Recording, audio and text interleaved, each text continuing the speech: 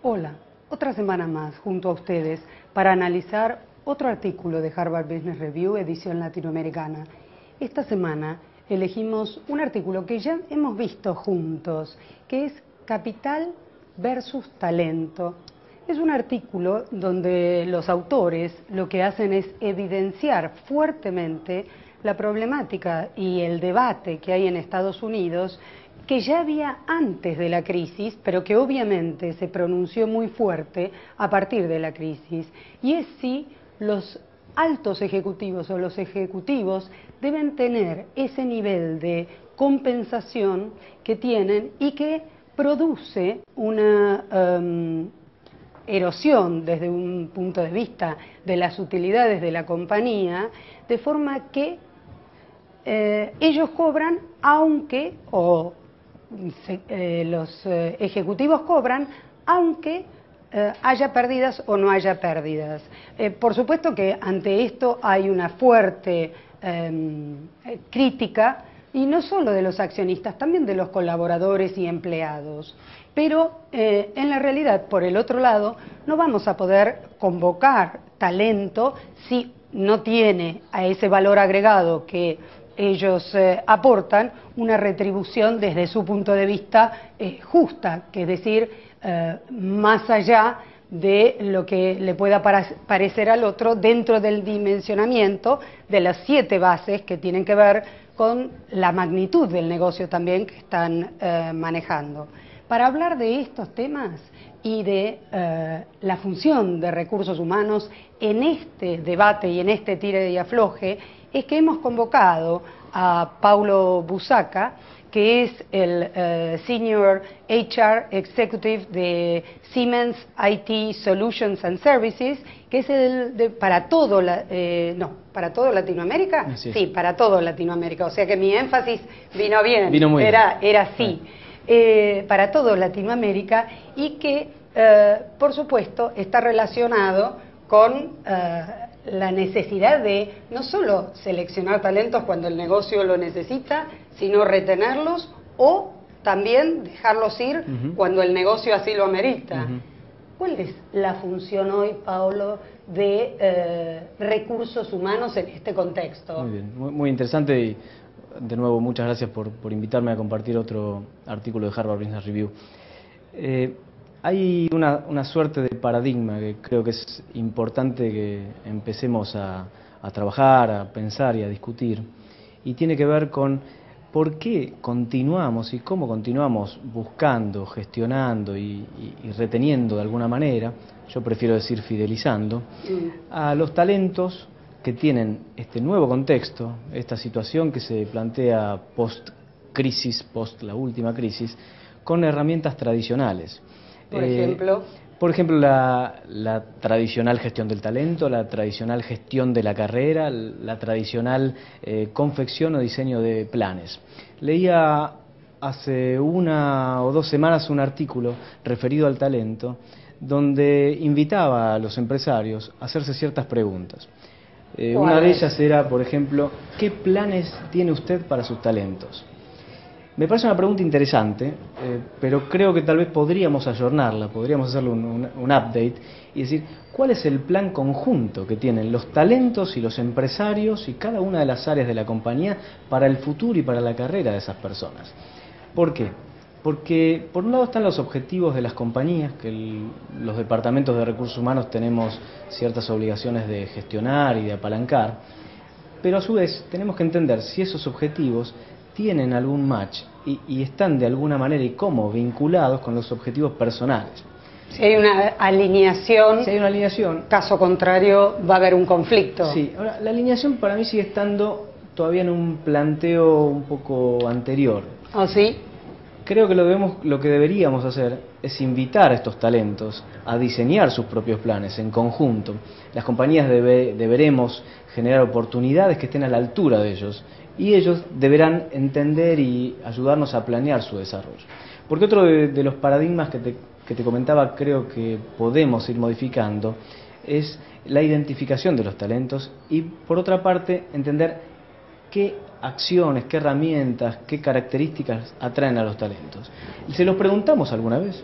Ese es el otro punto. Ahora, ¿no crees que, por el otro lado, el tema de la planificación de la carrera o pensar en forma conjunta de la carrera no es también algo que las compañías hoy, dado distintas perspectivas, están buscando dejar de lado para que cada uno se haga cargo de su carrera y ellos piensan más en la empleabilidad porque hoy los negocios, digamos, hoy están y mañana no, y no depende solo de la voluntad de la compañía? Es excelente tu pregunta, tu comentario. Así como los ejecutivos diseñan o diseñamos ciertos planes en cada una de las funciones. Planes de negocio. En cada una de las funciones, pero pueden ser un business plan en las áreas más cercanas a los clientes. En esos business plan, entiendo, deberíamos incluir la planificación de ciertos talentos. Porque, a ver, si podemos pensar en la economía de un negocio, en los objetivos, eventualmente en las ventas que vamos a hacer a 3, 5, a 10 años, ¿por qué no integrar en esos planes la gestión del talento? Y vuelvo sobre el inicio. Eso sería realmente un socio estratégico del negocio, ¿no? Así es, lo que nosotros la función llamamos o el rol. El workforce management, de alguna manera. Es decir, ¿cómo gestiono? Nosotros lo denominamos en una frase QP2, en calidad y cantidad. Cuando decís nosotros es Siemens IT. Perdón. En calidad y en cantidad los recursos que ese negocio va a requerir en una línea de tiempo determinada. Ahora, esos recursos tienen, por supuesto, distintos planos y distintos impactos en los negocios. Aquellos que tienen un impacto estratégico pasarán a ser lo que nosotros llamamos talentos. Deberemos pensar en cómo vamos a gestionarlos, cómo vamos a traerlos y cómo vamos a desarrollarlos. Volviendo a tu pregunta, ¿cómo vamos a trabajar con ellos en un plan de carrera de acá a 3, 5, 10 años? Porque por otro lado te digo, hasta interesante pensar para los departamentos de recursos humanos que son quienes los últimos y los únicos que gestionan a los talentos. Y creo que ese es un error en el que podemos caer, que puede ser muy grave. Sí, porque también además de la compañía, pero debe ser cada una de las funciones. Cada una de las funciones. Entonces, ¿por qué no pensar, que es un aspecto que estamos analizando, que estos pagos variables que vos mencionabas al principio, que generan todos los conflictos, discusión y los generaban antes de la crisis, y ahora con la crisis es además una buena excusa para realidad y excusa. Como dice alguien, cuando el negocio anda bien, las preguntas son menos, ¿no? Claro, ahora que el negocio hay que revisarlo un poco, bueno, hay más preguntas. Hay que ajustar. ¿Por qué no en esos bonos trabajar acerca de la retención, la atracción y la gestión de los talentos de esas propias áreas? ¿Por qué un CEO, dentro de sus planes, independientemente del pipeline y del forecast y de cada uno de los objetivos de negocios, no tiene incorporados objetivos de atracción y retención de esos talentos? Bueno, en algunas compañías sí. Sí. Hoy todavía no es un estándar. En el mundo está mejor posicionado, pero en Argentina es más discursivo que operativo, si bien viene mucho de las corporaciones. En Latinoamérica creo que hay distintos niveles de evolución con respecto a esto. ¿Ves diferencias entre los distintos países? Sí, hay diferencias sin necesidad de ir en detalle a cada país, pero hay diferencias importantes. ¿Qué tipo de diferencias, por ejemplo? Hay diferencias que tienen claramente que ver con la oferta del mercado. Entonces, con la sobreabundancia o la falta de determinado tipo de talento o de profesiones, si queremos hablarlo en el siguiente nivel. Entonces, en Latinoamérica hay, para mí, todavía no es un plan homogéneo, hay mucho trabajo por hacer en diferentes países. Creo sí que Argentina es un país bien evolucionado.